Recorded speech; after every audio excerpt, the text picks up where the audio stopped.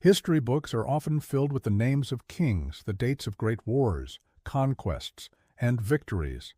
Yet in the shadow of those glorious lines, there are silent, forgotten figures, people who never had the chance to shape their own lives, used merely as tools in the games of power. Today, the story I will tell you belongs to one of those forgotten queens, lost in the dusty pages of history. Her name appears only as a footnote. The lines written about her barely fill a few sentences.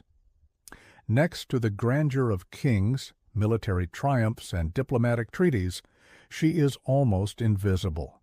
But today, we will make that invisibility visible, because her story is not only that of a queen, it is the story of every little girl forced into marriage before she could even understand what childhood means. Imagine this. You are only 6 years old. Your world is small, perhaps the garden where you play, the fairy tales your mother whispers at night, the safe warmth of your father's arms. At your age, you cannot comprehend what a state is, what a kingdom is, or what marriage means. But your destiny was written the moment you were born. For you are not an ordinary child, you carry royal blood. And because of that, your life does not belong to you. It belongs to dynasties, throne games, and Europe's political chessboard. At the age of 6, you are given the heaviest burden of your life, a queen's crown. But this is no fairy tale ending. This crown does not free you, it shackles you. At an age when you should still be playing with dolls, you are declared the wife of a 29-year-old king. You are expected to stand beside him as a queen, even though you are still a child. In the grand halls of the palace, a magnificent ceremony is held. Crowds cheer, nobles celebrate, priests chant blessings. Everyone praises this marriage as a triumph for the future of the realm. But at the center of this splendid scene stands a tiny child, dressed in ornate garments. Her eyes are wide, but not with understanding. For marriage, monarchy, and responsibility are far beyond the grasp of her tender age. That day, people saw the marriage as a diplomatic victory. Centuries later, historians would still record it as a move that shifted the balance of power.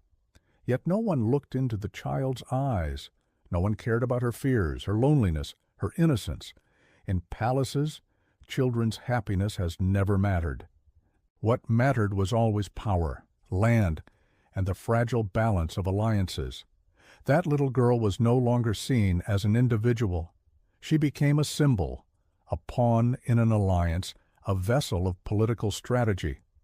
To the court, she was the queen. But in truth, she was still a child longing to hear her mother's stories, still a little girl who missed her toys. And perhaps the cruelest part of the story is this. One day, she would be remembered as the Queen of England. Yet in most history books, her name would either be absent or reduced to a few short lines. For her story is one of the many that history has chosen to ignore. Today, we open that story again.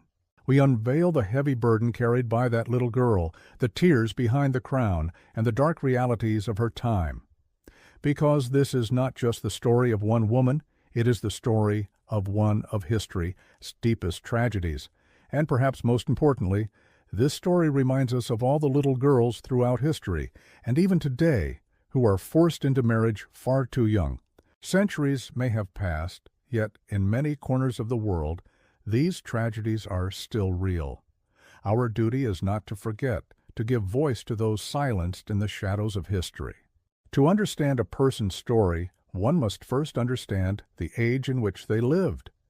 And the story of that little queen unfolded in one of the darkest centuries of history, the 14th century.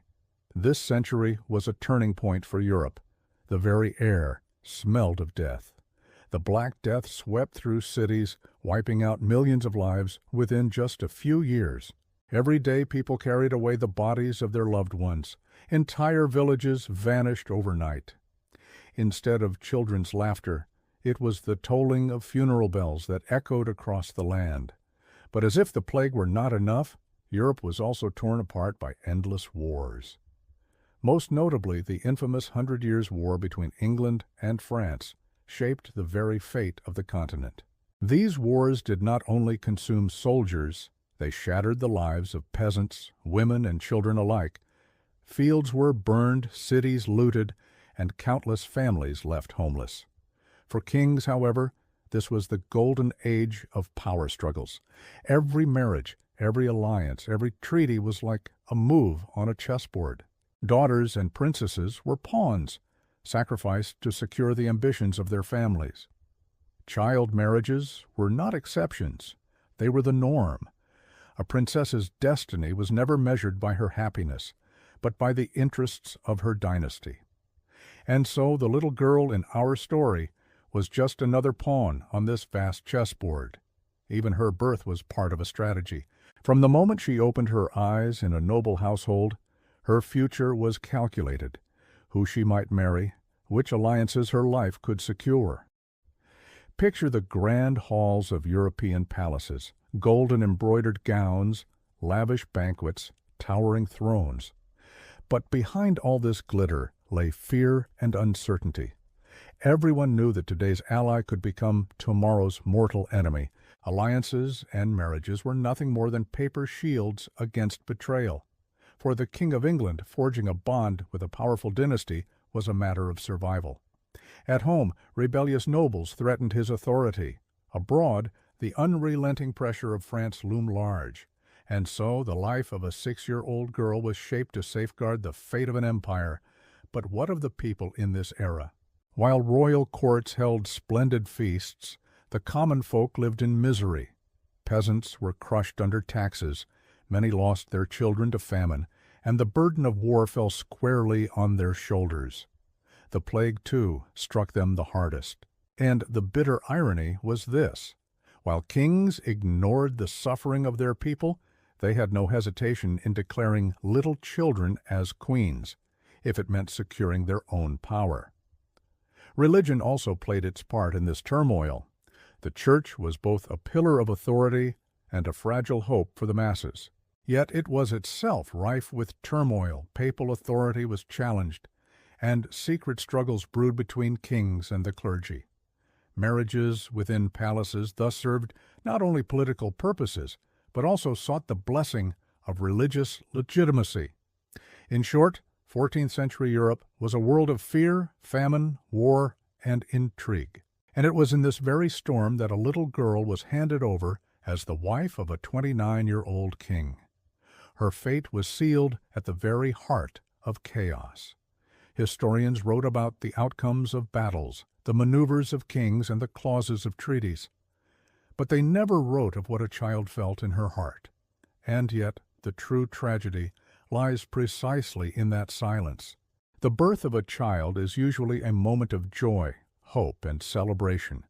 But in royal palaces, things were very different. A child born into royalty was never seen merely as a son or daughter. From the moment they drew their first breath, they were a political tool, a diplomatic bargaining chip, a guarantee for the dynasty's future. And our forgotten queen was born into just such a world. On the day she was born, the palace halls rang with celebration. Servants rushed about. Nobles rejoiced at the arrival of a new prince or princess. For this child did not belong only to a family, she belonged to a nation, even to the delicate balance of power across Europe. Her mother was noble, elegant, and strong. She may not have wielded great political influence within the court, but she loved her daughter dearly. Yet even she knew, when her little girl grew up, she would not be welcomed into a warm and simple family life.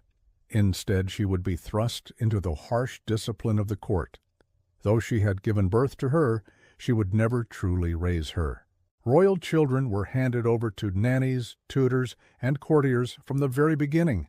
Her father, meanwhile, was a man of great power, a king or a prince. He held not only his family as fate, but also the destiny of thousands of subjects in his hands. In his eyes, this little girl was more than a daughter. She was the key to alliances yet to be forged. Her birth was less a personal joy than a political opportunity. From the outside, her early years seemed bathed in splendor, golden embroidered gowns, magnificent chambers, the constant attention of attendants, her life appeared like a dream. But for the little girl, something essential was missing: freedom. Running barefoot across the grass, playing with friends, dreaming simple childhood dreams. These were forbidden to her. She was not allowed to be ordinary. Her childhood was shaped by strict discipline. At an age when most children were just learning to read, she was forced to study Latin, memorize court etiquette, and participate in religious rituals. She had to learn which fork to use at a meal, whom to greet first upon entering a room, how to walk, how to sit, for her future as a queen was considered inevitable. And yet, the most tragic part was this: she had no life of her own, no dreams of her own. Even while she was still playing with dolls, the courtiers were already debating her future. Which country would she be sent to? Whom would she marry? Which alliance would she serve? Her destiny was being written by men she would never meet, by politicians who saw her not as a child, but as a pawn. At times, the little girl would find herself alone in the vast halls of the palace, staring out the window. Beyond the walls lay a world she would never know, a world of freedom, the laughter of children, the games in the streets, the bustling market stalls. Life may have been hard for those outside, but at least they could make their own choices. She, despite all her splendor, was a prisoner of her own fate. Her destiny was sealed the day she was born. She was not an individual. She was a fragment of a throne. Even as a child, the crushing weight of responsibility foreshadowed the tragedies yet to come. By the time she turned 6, she was already being prepared for marriage, for queenship, for the ruthless intrigues of the court. Her parents, perhaps without realizing it, were not protecting their daughter's life, but rather their dynasty's interests. Her mother tried to prepare her for survival within the palace walls. Her father continued to see her only as a political token. The little girl, however, understood none of this. All she wanted was to be a child. But in history, being a child was a luxury some could never afford, and she was never given that luxury. For an ordinary child, the age of 6 is the most beautiful stage of play and innocence, running through gardens, dreaming of adventures, falling asleep in a mother's arms. But for the little girl in our story, 6 years old marked the end of innocence. For at that very age, the heaviest decision of her life was made. She was no longer just a child. She was now a queen in waiting. But how was such a decision reached? In royal courts, nothing happened by chance. Every move of kings, queens, and nobles was the outcome of long calculations. Amid the wars, alliances, and dynastic rivalries sweeping across Europe, even a child's life could be reduced to a piece on the chessboard. And so it was with the young princess's marriage, just another strategic move in a dangerous game. The interests of the King of England, the pressures of France, the demands of the nobility, all converged at one point. And the decision was made. This 6-year-old child would become the wife of a 29-year-old king. A magnificent ceremony was arranged at the palace. Golden carpets were laid out, nobles filled the hall in their finest attire, church officials stood ready to recite their blessings. To them, it was a historic occasion. This marriage would strengthen the friendship between kingdoms, bring peace, or at least a temporary balance of power. But no one looked at the small child standing at the center of it all. Her eyes were filled with fear. Her gown was too heavy, her crown too large. She could not fully grasp what was happening around her. All she knew was that everyone expected her to smile. But how real can the smile of a 6-year-old child be in such a moment? Historians recorded the marriage as a diplomatic maneuver. They wrote about who gained, which lands were secured, which treaty was signed. But they ignored the burden placed upon the fragile shoulders of a child, for in royal marriages there was no love. There was no innocence. There was only power. The little princess's family took pride in the union. To them it was a triumph, a step that elevated the strength of their dynasty. Her mother may have silently feared for her daughter's future, but she could not speak out. Her father saw the marriage as a political victory. For the court, everything was going according to plan. But for the little girl, everything changed forever. Think about it. You are 6 years old, and you are told you will be a queen. It may sound like the promise of a fairy tale, but in truth, being a queen meant the complete loss of freedom. From then on, you could no longer decide whom you would see, what you would wear, even what you were allowed to think. Your life would no longer be yours. It would belong entirely to others.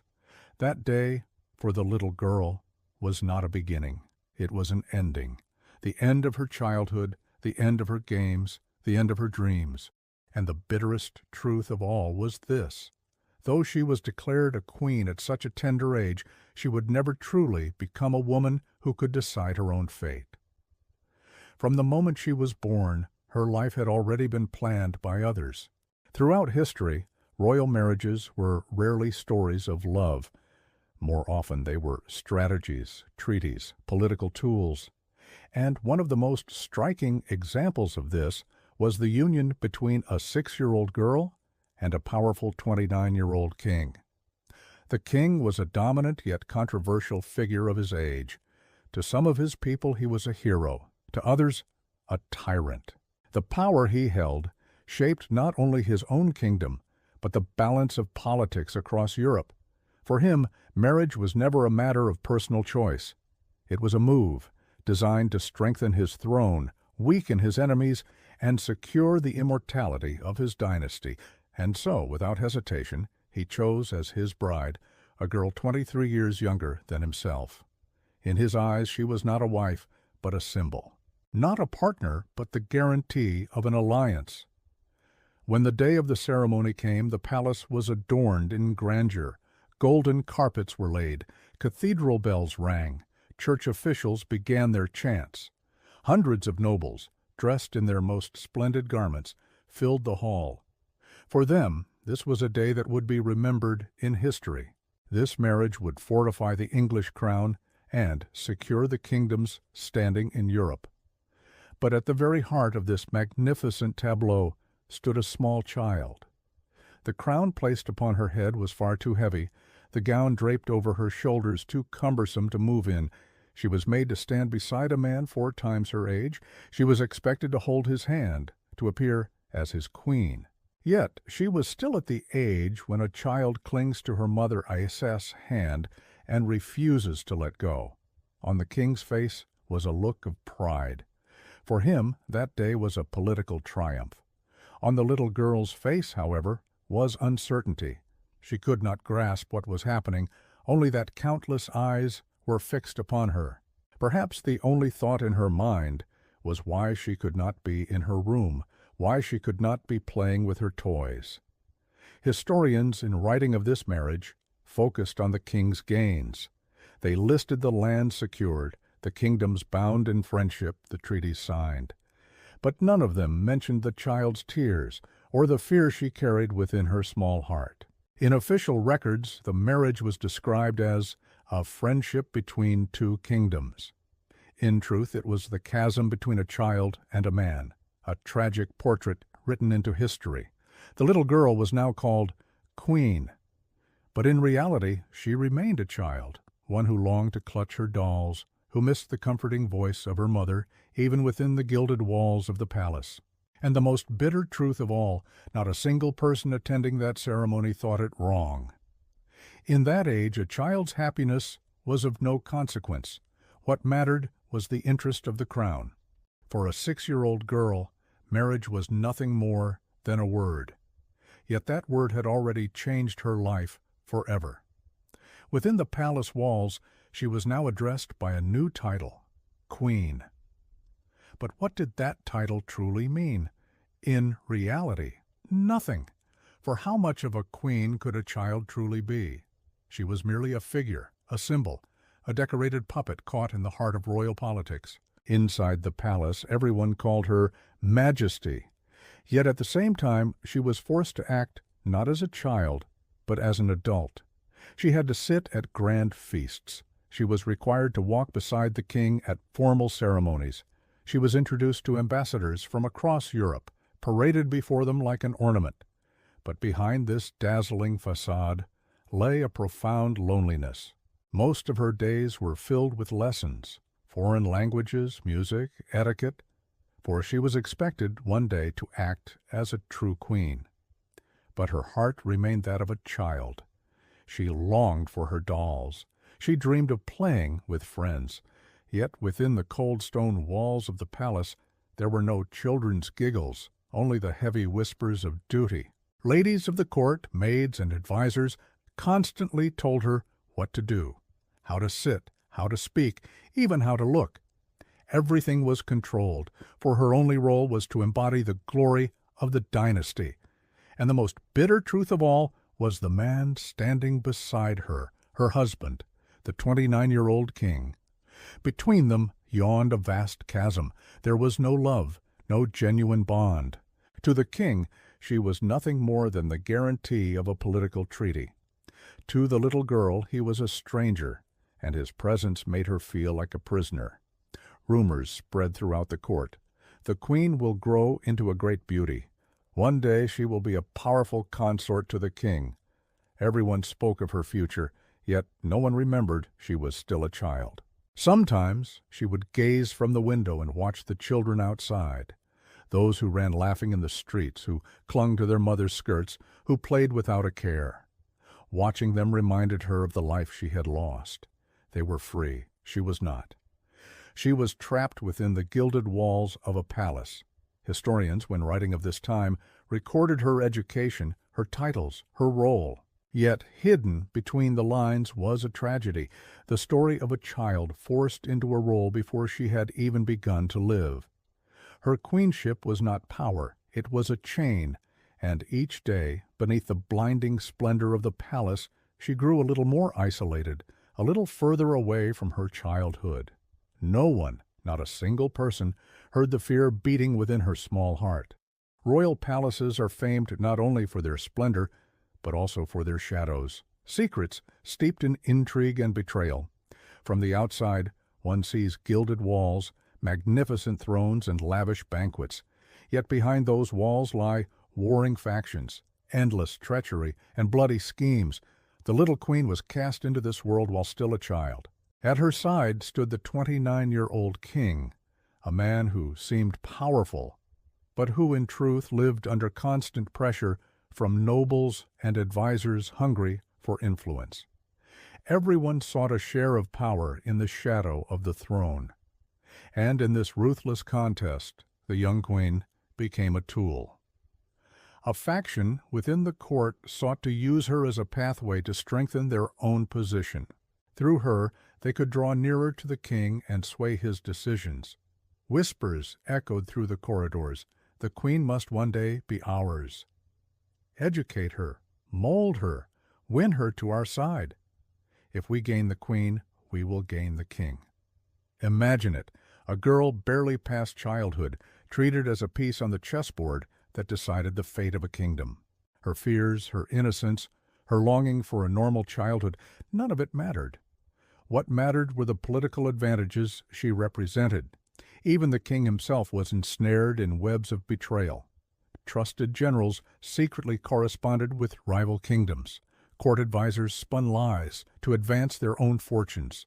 The young queen, at an age when most children still believed in fairy tales, learned instead that smiles could mask daggers. She was constantly given grim advice. Trust no one. Not every smile is sincere. Even a queen can be destroyed by a single mistake. What remains of childhood when such words are etched into a young mind? Her innocence slowly withered away. The palace halls glittered with grand balls and feasts where wine flowed, and tables overflowed with food. Yet behind the curtains everyone watched one another, probing allegiances and plotting loyalties. The queen was forced to smile at the table, though in truth she was being woven into the very fabric of these intrigues. Betrayal did not stop at the palace. Even her own family sometimes treated her as nothing more than a political pawn.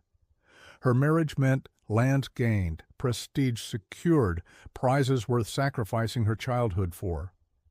Amid this suffocating world, the little girl learned a harsh lesson. Survival required mastering the game. And so, the forgotten queen of history, though unwilling, began to transform into a political actor. While other children were learning to play, she was learning whom to trust, whom to fear, and how to stay one step ahead in a palace of vipers. But this came at a terrible price, the complete loss of her childhood. Once there was a little girl who wore a crown at the age of 6. She had been displayed like a sparkling jewel in the palace, paraded before the people as the promising queen of the future.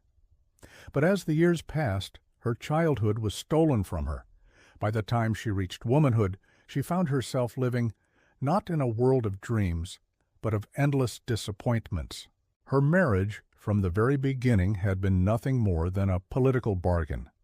The king never formed a true bond with her. Their relationship was built on neither love nor friendship. They lived like two distant strangers. While the king immersed himself in politics, wars, and passions, the young queen was left utterly alone. As the endless struggle for power raged on within the palace, her presence became less and less significant. The heavy expectations placed on her as a child turned, in her youth, into bitter disillusionment. The only thing that had been demanded of her was to bear an heir. Yet when even that role slipped from her grasp, she began to fall from favor. Whispers grew louder through the years. The queen has lost her strength. She no longer holds any influence. A stronger wife should have been chosen instead. And so the little bride, once celebrated by all, slowly began to fade into obscurity. To be erased from history was a fate even crueler than death, for one could still be alive and yet forgotten. Wandering alone through the dim corridors of the palace, the queen sometimes thought back to her past, to the 6-year-old girl staring longingly from a window at children playing outside, to the innocence that had slipped away forever. In those moments she asked herself, who am I truly, a queen or merely a pawn? In the eyes of the people, her name had long since vanished. No one knew her, no one remembered her. For in the shadows of kings, wars, and triumphs, the silent cry of a woman was never recorded in history. In her final years, her health declined. Loneliness, disappointment, and the crushing weight of the crown drained her spirit, even though she was still so young. The chronicles say little of her death. Some claim she passed away at an early age, others that she withdrew quietly into the background of the court. But one thing is certain, her story was forgotten. Even today, many know nothing of this little Queen of England. Her name has been lost among the great kings and their wars. Yet behind her silence lies a heartbreaking truth. A child forced into marriage, used as a pawn in the deadly games of power, and then erased quietly from history. The pain of being forgotten was, perhaps, her greatest tragedy. For the true end of a person is not death, but the moment they are no longer remembered.